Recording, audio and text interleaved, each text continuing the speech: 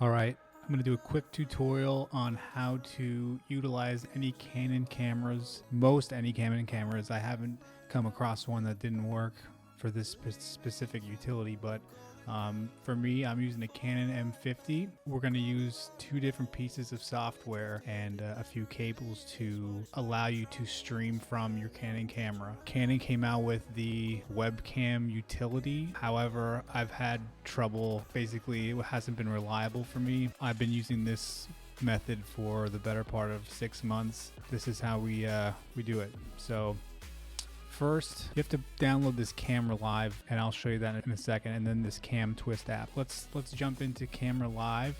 If you just Google Camera Live GitHub, go to the releases page.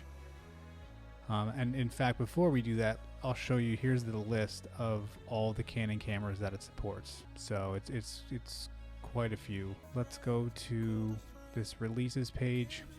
Now for me, I've had success using this version, Camera Live version 10. For some reason, the versions after that, they did not support for long-term power. In other words, I turned it on, everything worked, and then 12 minutes later or 15 minutes later, it would shut off and you'd get a black screen. So I'm using it right now, in fact. So you would open up build 10 and download this.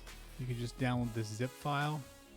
Downloads to your computer, open it up, Camera Live 1, and there it is. It's basically just an app that you would then open up. So I'm going to delete this one because I have one already. That's all you have to do. Literally, you just download that, and then when you go to run it, which I'll show you in a second, all you do is open this up and there's nothing that you need to do. The second tool is called Cam Twist Mac. Let's try that. Okay, yeah, so here it is. You just download now. Once you do it, it'll go into your downloads folder, Cam Twist. So I'm not gonna install it because I already have it, but you can see there's kind of like a README. It's a little complicated, but there's a lot of cool things that you can do with this. We're only gonna go over the siphon it's called.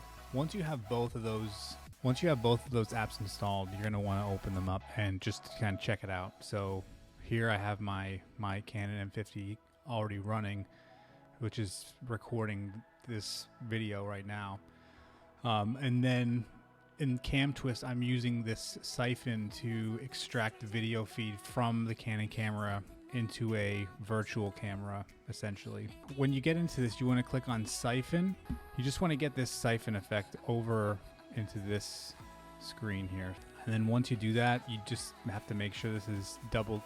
You could save that, as long as that setting is this essentially will allow you to run the camera feed into all these different apps, Zoom and OBS and whatever. Make sure that is in there.